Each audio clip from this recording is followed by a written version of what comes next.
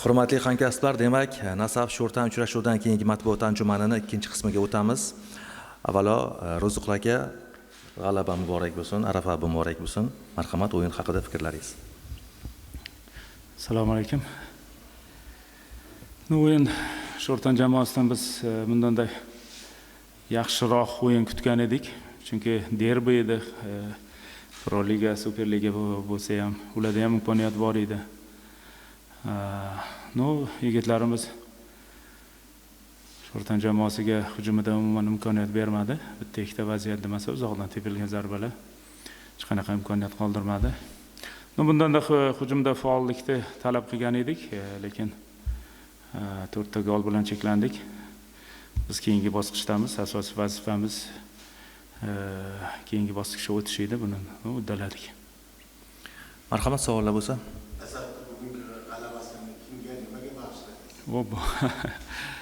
Bilmadim, katta o'yin emas bu, kimgadir bag'ishlash. Albatta, har doim muxlislar uchun o'ynaymiz. Ularni xursand qilish uchun. Avvalo barchani ertangi Qurbon hayiti bilan muborakbod etamiz. Bag'ishlash bilmadim endi. Menimcha Erkin Kiyamovni nazarga tutibdilar deyman. Albatta, bu inson biz uchun qadrli inson edi. Bu kishi bilan suhbatlashganimizda yoki bir ish jarayonida bo'lganimizda ajoyib suhbatlar berardi. O'sha Dinamo Kiyev bilan o'ynagan o'yinlarni ko'p aytib berardi.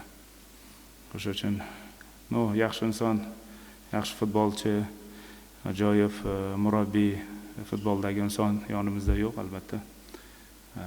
Bu og'ir. Albatta har doim u kishini yodimizda tutamiz. Erkin aka chunki bizning yaqin insonimiz edi. O'sha uchun muzeyda uni tarixiy rasmlari bor. U kishini albatta har doim eslab yodimizda bo'ladi. Oxirgi daqiqagacha telefondan Nasafni o'yinlarini eshitdi. Albatta. Savollar bormi?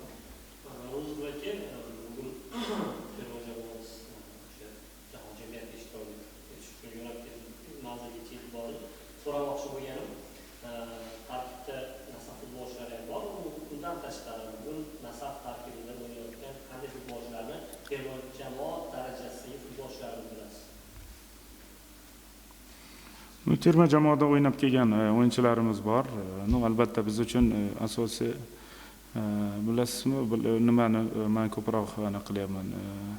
Alibek Davronov Olimpiadani ham qo'yib yubordi, o'sha jarohati bilan hozir jahon chempionatida ham chetda qoldi. Men uchun juda ham bir anaqalik holat shu. Chunki juda ham xohlagan edik uni pozitsiyasi bo'yicha ancha kuchli himoyachi, terma jamoaga ham juda zarur edi menimcha. Uni pozitsiyasida. Bundan tashqari endi bir nechta o'yinchilarimiz bor. Biz bemalol aytishimiz mumkin, lekin murabbiyning qarori bor, murabbiyning o'sha tanlagan tarkibi bor. Buni biz hurmat qilamiz. Bunga qo'shilamiz. O'sha uchun terma jamoamizga mundialda omad tilab qolamiz. O'ylaymanki, barchamizni xursand qiladi. Bu yigitlar jahon chempionatiga bizni olib chiqdi, hammamizni orzuyimizni amalga oshirishdi. O'ylaymanki, bu yoqda ham o'zini yaxshi tarafdan ko'rsata oladi. Chunki futbolchilarimiz darajasi ancha o'sdi, o'ziga bo'lgan ishonchi ancha ortgan. Bundan tashqari, menimcha ular kerakli narsani qilib bo'ldi. Hech qanaqa bosimsiz harakat qilsa, menimcha yana ham natija zo'r bo'ladi deyman. O'sha uchun men ulardan o'sha chiroyli futbol o'ynab, bizning futbolimiz yaxshiligini, darajamiz yaxshiligini ko'rsatsa bo'ldi. Chunki asosiy vazifani ular bajarib bo'ldi. Biz jahon chempionatidamiz. O'sha uchun bu yog'iga yana yigitlar o'ylaymanki, yigitlarni biz bilamiz, bizning mentalitetimizda bor, kuchli raqiblarga qarshi yaxshi tayyorgarlik ko'rib qo'yadi. Bu chunki bizning tabiatimizda bor narsa bu narsa. O'sha uchun men o'sha yigitlardan ajoyib chiroyli futbol kutib qolaman. Nasaf ko'p komandada mana o'tgan yili bilasiz, asosiy chempionatda qanaqadir futbolda sal orqaga chekilish bo'lgan edi. Endi keyingi bosqich o'yinlari ham oson kechmasligi aniq. Nasaf keyingi bosqichda qaysi marragacha borishi mumkin?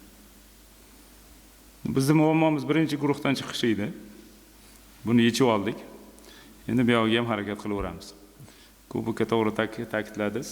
Kubokka har doim yaxshi o'ynaganmiz. Qayerdadir qaysidir turnirdan ketishga to'g'ri kelgan.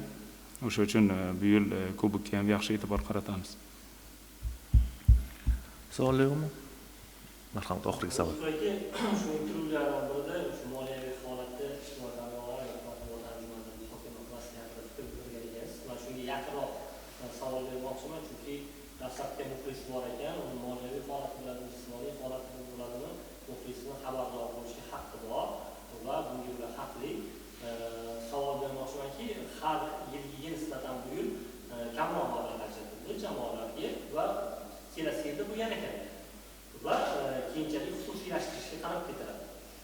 Shunday kelib chiqadigan bo'lsa, yaqin 3 yillik yoki yaqin 5 yillikda jamoa Nasafning qanday holatni tasavvur qilasiz? Jamoa o'ziga bir tadbirkor homiy topib qandaydir o'z yo'lini davom ettiradimi yoki yosh ko'p pul talab etmaydigan yoshlarga e'tiborni qaratadi? Biz o'sha kelajak uchun o'sha poydevor yaratib boryapmiz hozir. Hozir tarkibimizda ko'ryapsizlar, 20 ta o'yinchi bo'lsa, 10 tasi hali 20 yoshli bolalar. Ertaga o'sha qiyinchilik vaziyati bo'lib qolsa ham, o'shalar bizni jamoamizni nima desam, mavqeini saqlab qoladigan darajada bo'ladi. Hozir o'sha Olimpiya terma jamoasiga kandidatlarimiz bor. Ular anchagina o'sha qotib qolsa, futbolchi sifatida shakllansa, bu o'sha vaziyatda chiqib ketishi biz uchun oson bo'ladi. Oldin ham bu vaziyatlar bo'lgan bizda. O'sha uchun o'ylaymanki, jamoa har doim e'tiborda bo'ladi. Bilasizlar, yurtimizda futbolga juda ham katta e'tibor qaratilyapti. Bundan ham yaxshi bo'lib boradi. Chunki homiylik ham albatta o'sha xususiylashtirgandan keyin ham bo'ladi. Futbolni faoliyatini o'sha qo'llab-quvvatlab turadigan homiylar albatta bo'ladi. O'ylaymanki, ijobiy yaxshi fikrdaman. Albatta hammasi yaxshi bo'ladi deb o'ylayman. Chunki jamoamizda hozir mana shu kelajak o'sha kunlarga o'sha siz aytadigan narsalarga tayyor holatda olib boryapmiz buni. Ertaga agar 10 ta o'yinchimiz yaxshi holatda bo'lib tursa ham, biz balki chempionlik uchun emas, o'rtacha jamoa bo'lib shakllanib turishimiz mumkin. O'sha uchun hozir ko'proq e'tiborimizni bularga ham qaratyapmiz. Moliyaviy masala albatta qiyinchiliklar bor. Hozir rahbariyat ham kirib hammasini o'z so'zlari bilan bizga tushuntiryapti. Qiyinchiliklar bor, lekin biz hammamiz shug'ullanyapmiz. Biz bunga ishonamiz, chunki ular bilan har doim aloqadamiz. O'sha masalalar hammasi yechiladi.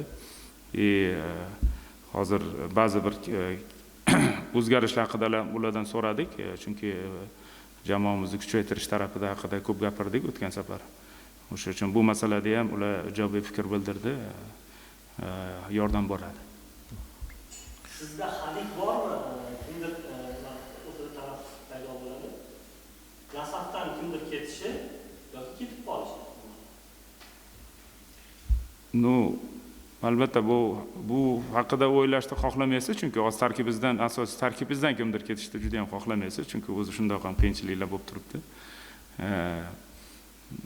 O'sha uchun bu haqida ko'p bu xohlamayman bu narsa amalga oshirishni, chunki jamoamizga o'sha kastak